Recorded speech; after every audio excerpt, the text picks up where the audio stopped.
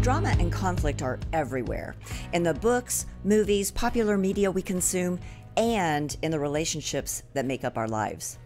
Sociologists and healthcare professionals often say that the dynamic roles people play in relationships form a drama triangle. Each of us has at one point claimed one or more of these roles. Understanding how to overcome these challenges is critical in learning how to interact with others and in living the life you truly want. My guest today has found her way through the drama triangle and lived to tell about it. Let's talk with Rachel Graham about her journey. Hi, and welcome to Coffee with Claire. As you loyal fans know, we bring to you business leaders and entrepreneurs who like to give back and have fun. My guest today is Rachel Graham, co-founder and president of Healing Springs Ranch. A leader in the healthcare arena, addiction treatment, and managed care, Rachel is an advocate for all of us taking charge of our personal journeys. Welcome back, Rachel. Thank you. So glad to have you here. Every time that you're here, it's so insightful. No, thank you. And I learn so much about myself and reveal more than I'd like to, but that's the way it goes, right? Because that's all part of learning about ourselves. So we have talked about addiction, we've talked about compulsion, and within this arena, there's something called the drama triangle, which is a part of relationships in all of our lives. So can you describe this drama triangle to us? Yeah. I'm actually going to talk to you about two different triangles. Okay. There's the drama triangle, which is the dysfunctional communication pattern or role that we play. And then there's David Emerald's the empowerment dynamic, which is the healthier. Ooh, I like so that. We'll talk about both of them and how you can recognize the drama triangle and the roles that you're playing or your loved ones, anyone you're communicating with, and how to get off that to a healthier, more productive way of representing yourself, your ideas, and communicating with other people. Okay. So we have a graphic here. If it's okay, we pop that. Yeah, let's put please. this graphic up, and we're first going to talk about the drama triangle, or sometimes it's referred to as the dreaded drama triangle. Sometimes it's merely called the Karpman drama triangle in the world of psychology. Okay. But it has three basic roles in it, and those are the victim, the rescuer, and the persecutor. So let's talk a little bit about what each one of those roles are. Okay. The victim is someone who feels powerless. They have a big dark cloud that follows them around. Bad things happen to them. They can't seem to cut a break. Nothing seems to work in their way. No one likes them, those types of things. Okay. Then you have the actual rescuer. Then that's the person that jumps in and saves the day. The rescuer needs a victim, and they jump in and save the victim. And the rescuer gets their self-worth from the need to feel needed. So then you have the persecutor, which is the one that wags that finger in the air that it's your fault that all this happened, and they place blame. They can sometimes be a bully, come across as very arrogant, those types of things. And so the three together play this little triangular role, and we tend to gravitate toward one over the other. So the persecutor has to have a victim, and then the victim needs a rescuer needs a victim. See? Yeah. So that's all interchangeable in there. So I will tell you, I'll be vulnerable again. Okay. I seem to do that on your show. I'm an opener. But I will tell you the role I play. We all play one on that particular dysfunctional triangle at times when we're tired, stressed, hungry, any of those types of things. Absolutely. But I'm a recovering rescuer. It's out there. I put it out there. How about you? Your turn. Well, you know what? I've actually played all three of those roles quite well at sometimes. But I think my natural tendency is to go to that rescuer role as well. I really, because I'm such a helper. Yep. You know, it's like, it's okay, it's all right, you're good just the way you are, but that's not really healthy to do that. Right. And we don't really know it's not healthy because it's a family dynamic we've become accustomed to. Yeah. So we've grown up with it. And unless you learn, it's very difficult to really break those patterns and cycles, and you'll repeat them in the next generation. So I mentioned to you, I'm a recovering yeah. rescuer. To my children, sometimes I might come across as a persecutor when I'm really upset. Yeah. I don't mean to, and that's for them, so in case they're watching. Mommy loves you. Yes, I don't mean to, but it does happen. So would you like to hear about what we can do on the healthy side? Yes, yeah. How do we make that transition? Okay, so we have a slide here with the empowerment dynamic, which was Okay. done by David Emerald. Okay. He created a book called TED, and that's an acronym for the empowerment dynamic. It's a great read. For anyone, it's a short read, but it really packs a really good punch in a very short amount of time. Okay. But it talks about these roles. So in the empowerment dynamic, you actually have a coach, you have a challenger, and then you have the creator. So Okay. those are the three roles on that particular triangle.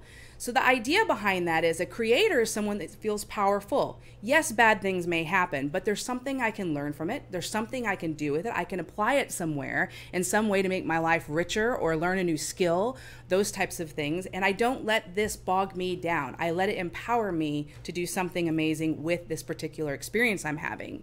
Then you have the coach. The coach is someone that actually coaches someone to finding the resolution, doesn't actually jump in and rescue them. And the coach is looking to draw out that skill within that individual, which ultimately gives them a self-esteem. And then you've got the challenger. The challenger, and if you've ever had a really great boss, they're probably a good challenger where they push back on something. I know you can do better on this project. I know that you know how to do something better. Let's see if you can come up with more creative ideas. So the challenger will push back and actually encourage the person to come up with innovative new ideas within their capabilities. So those three can play along with each other too.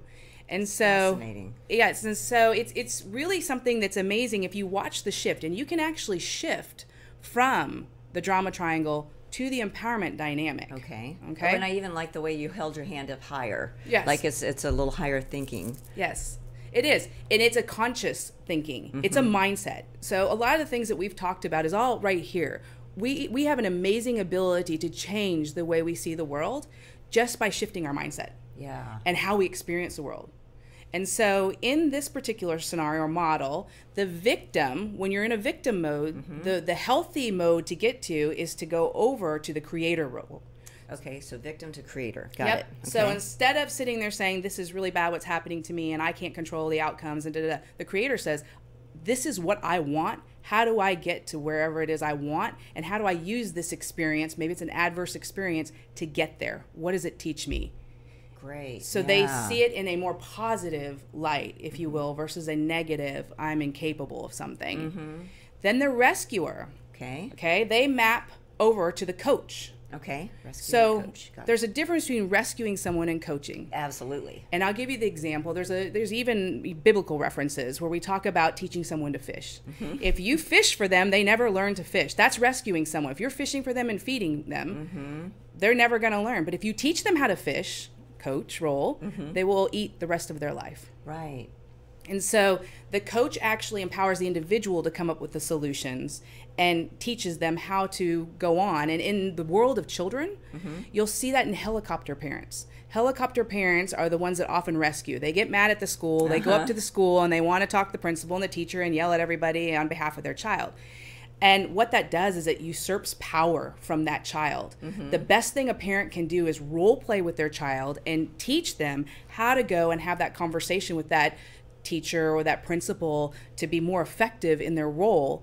And it creates a level of confidence when they've handled the problem themselves. Yeah. If the parents keep going in and fighting the battle for them, the kids never learn and they go to their parent and they never get solid footing and learn how to effectively communicate with people to achieve an outcome they desire. Yeah. That makes sense. Oh, absolutely. So then you have the persecutor, which is the placing the blame, the bully, becomes a challenger. Okay. So you can challenge someone in a very healthy way, especially when you know they have a capability that maybe they haven't explored yet. And like I said, in the manager relationship, good managers are great challengers. They're coaches too. Yeah. And I can then see that. they play back and forth. Those two can kind of go back and forth. And so that's kind of how each of those dysfunctional roles map to a healthier role there. So when you're coaching, when you're working with individuals and they're kind of stuck in the negative triangle, what are some things that you help them think about, or different ways that you get them to map over to this more positive side? So it's about first acknowledging you're on the drama triangle. And how do you even know? How do you, what's that trigger? You can tell by if you're blaming people, if you're feeling victim-y, that woe is me, these bad things happen, I can't get out of it. There's lots of language of victim. We all know somebody who plays victim. Then you also have the rescuer. If you're jumping in and doing the work for someone and actually not allowing them to learn from it, then you're in that rescuer role. And I will tell you too, you often shift into it when you're tired and you're hungry and you're stressed. Yes. That's when it really pops up. And so if you find yourself in those roles, I encourage people, take 10 deep breaths. Stop. Okay. You got to get off this triangle. And then encourage people to go in with a different mindset of themselves, saying, okay, I'm going to ask myself the question. If I'm playing victim, I'm going to ask myself, what is this teaching me? Ooh, I like that. Boom. Yeah. Now I've shifted. Okay. 'Cause now I have to answer that question and be real with myself. You know? If I'm persecuting, is it really about everybody else? You know? Or is there a part I need to own? And what can I do to challenge myself to do better? Oh, wow. Yeah. You know? That's a huge shift. It is. And the same thing on the rescuer. Like I said, if I'm doing the work and saving someone, how do I teach them how to have those skills to save themselves at some future date? Yeah. One of the dysfunctional things too, and people say, well, can I have multiple roles on the dysfunctional drama triangle? Yes, you can. Yes, you can. And we can do that. You think about it when you're fighting with your spouse or you're fighting with a loved one, or at work, you might be the persecutor at work, but at home you're the victim. So we have different roles that we'll play. We typically have one we gravitate toward, but I've also shared where I can actually play all three roles by myself in one setting. You're such an overachiever. You know, I can do it. I can do it. And I'll give the example is, you know, if you knew me, you'd know that I'm still trying to get down to a certain goal weight. And so I don't really need any extra calories, right? But I love those little Bluebell cups that they have out there. And so let's say I have a crazy day at work. And I say to myself, you know, it's been a crazy day. I have earned one of those Bluebell cups. And the rescuer in me says, you know what? You walked a lot. You did over 10,000 steps. Sure, you should have the vanilla ice cream. So I eat it.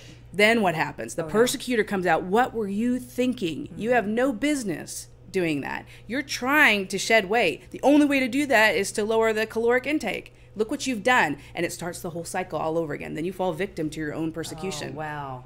That's the worst, to fall victim to your own self. So you're in that Bluebell mode, and you realize that you're playing this victim, and you shift. What happens? I mean, you know, what happens if you've already had that Bluebell ice cream, and then you realize that you want to shift into the more positive triangle? You're not still persecuting yourself anymore, right? Because you're looking at it more positively. Yeah, so what if you go ahead and consume the Bluebell, you have your Bluebell moment, right. Then a coach can step in and say, okay, what'd you learn from that? Did that really satisfy your need? Did that really fix the stress that you were having? And that was your justification for doing that. Did that really address that? Yeah. The answer is going to be no. It might for a few seconds, right?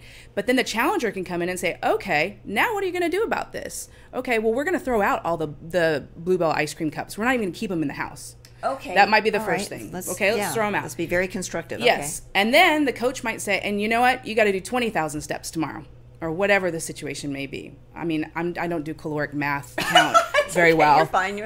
But you know what I'm saying. You get the drift. But and then the creator can say, you know what? I've learned something about myself that I probably need to put safety around myself when I'm having stressful moments, and find an alternate solution to the Bluebell ice cream. Maybe it's going for a walk, or reading a book, or spending time with a friend, picking up the phone and calling a friend, whatever it might be. But I need to find a substitute for that. And that's the pattern that happens in the world of addiction. I use the Bluebell ice cream, but you can substitute that with addiction or compulsive behaviors. Sure. You can keep doing that. Yeah. And it can happen to all of us.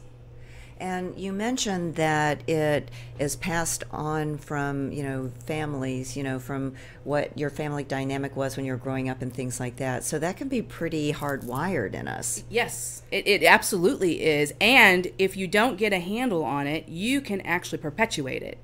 So in my family dynamic, my mom was the victim oftentimes, and I became her rescuer. And that's not a healthy place to be. Yeah. I was always jumping in trying to rescue her. So I didn't know that that was necessarily bad. And as rescuers, you're often praised. People come to you, you know how to fix my problem. Thank you so much. I need you in my world. And the rescuer's getting intrinsic, unhealthy, albeit unhealthy, feelings and emotions and feedback to reinforce that behavior. And so when we find ourselves in that role, we've got to be very cognizant that we're in the role and get off of it. So what happens if I become more self-actualized and I'm understanding this about myself and I realize that I want to transition out of this victim mode, but I have somebody in my life that really needs for me to be a victim? That's part of our relationship. If I move out of victim mode, are they going to leave me because I'm not what they need anymore? Well, then you're in a toxic relationship. Uh-huh. You know, now we're really hitting on this. You're in a toxic relationship that you're going to need to express what you're going to need from the other person. And it's going to be up to them whether they can accommodate that. But you can choose to stay in a victim role, or you can say, you know what, I'm choosing not to let this bad thing bring us down. Yeah. I'm going to use this opportunity to figure out how I can leverage this experience to do something amazing with it.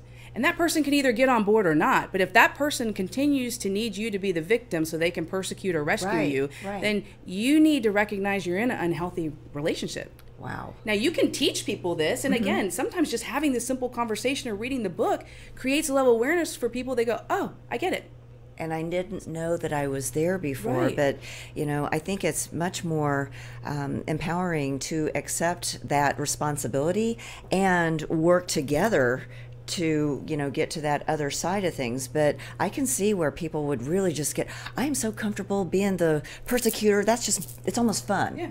You know, that's like my entertainment is to watch people's reactions when I do that kind of thing. So I guess that's a little bit of addiction to being a persecutor or something. You can. And, you know, my mom, I love my mom. Bless her heart. You know, she never even realized she was in that victim role, and I never realized I was in the rescue role. And when you're in the rescue role, here's something else we do, since I'm talking to one. Yeah. We're two rescuers having coffee, is that we can rescue all over people that don't want to be rescued. And then we get in their way and they get mad. Yeah, exactly. And then we don't know why they're mad. Well, I'm just trying to help you. Why are you mad at me? You know? Exactly.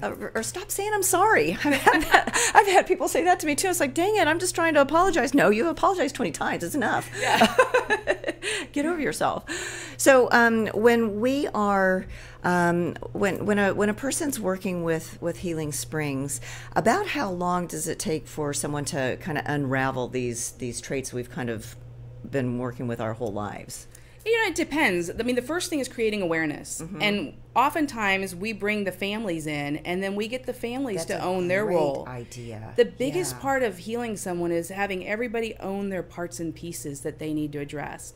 And as you know, I mentioned before when we've been talking, is that in the role of addiction and in the role of addiction treatment, everybody around that individual that's the kind of the focus has a role in that big master production play that's on the stage. And we all need to own our pieces and address our pieces to make a healthier family unit for all of us. So when the families come in, do they get some work separate from the individual? The individual gets some work without the family, and then do you bring them together sometimes too? We do. Okay. That's exactly what you're spot on. Okay. And it just depends on the family dynamics and the situation. Sometimes we have multiple family units that can't commingle because of divorce or whatever the situation might be. So we address all the pieces there and then bring them together to hopefully encourage everyone to learn how to communicate more effectively, so we're not persecuting all over each other and escalating tempers. I'm sure that happens, though. Yeah, it does. And, you know, the rescuer in the addiction equation is called the codependent. You know, that's one of the terms I hate. I don't really like that term, I'll be honest with you, but it's used that way as the co-addict or codependent. And oftentimes they're the enabler in the role of addiction. So when you have successfully transitioned away from the drama triangle, and you have more healthy ways of looking at things, do you ever slip back into this other side? You do. Yeah. You do. And as you get more adept at learning, it happens less and less. But like I said, we all get tired. We all get stressed. It's real easy. My kids do something and I want to do this. You know, that's my knee-jerk reaction. As parents, that's what we do, right? But you can stay more on the empowerment dynamic once you understand it and not resort to this dysfunctional drama triangle. And I think one of the keys that you mentioned is the trigger of being tired or stressed or something like that. If we can either plan ahead, maybe we just know ourselves a little bit better, or, like last night I was on the road and I was almost out of gas and there was a wreck in front of me. Mm-hmm. And I knew I should have gotten gas before I left, but I didn't. And then I was persecuting myself. It's like, why didn't you stop and get gas? And it's like, I turned into the victim. Well, I really just wanted to get home and watch the game, and then the rescuer was like, oh, it's okay, Claire. I went through all of that in my car as I was driving home last night. So, I bet at the same time, I do realize how much healthier this other side is. And I do try to stay on that side. It's just that sometimes we don't. Yep. And that's okay. We're human. Yay. We're human. Well, thank you. Thank you for rescuing me on that. No. It's okay. We're human. Well, thank you again, Rachel, for joining us and helping us better understand ourselves and our relationships. How can people find you and get more information? We're on healingspringsranch.com. You can find us there. Tons of information. We actually put lots of different information out there. We have some podcasts for additional literature if you want to learn some more about some of these lessons. Yeah. And of course, then we put these pieces out there too. Well, we really appreciate you coming out and keeping us posted on all things relationship-wise, as well as getting healthy in ourselves. And also, thank you to our viewers and our listeners. Please make sure to like us on Facebook and follow us on Twitter, Instagram, and LinkedIn. We'll see you next time on Coffee with Claire. Bye-bye. Thanks for tuning in to this week's episode of Coffee with Claire. To learn more about today's guests, visit their website or find them on Facebook. To learn more about me, Claire Billingsley, follow me on LinkedIn or visit my website at coffeewithclaire.tv. And to hear more episodes of Coffee with Claire, subscribe, rate, and review the show on your favorite podcast and social media platforms.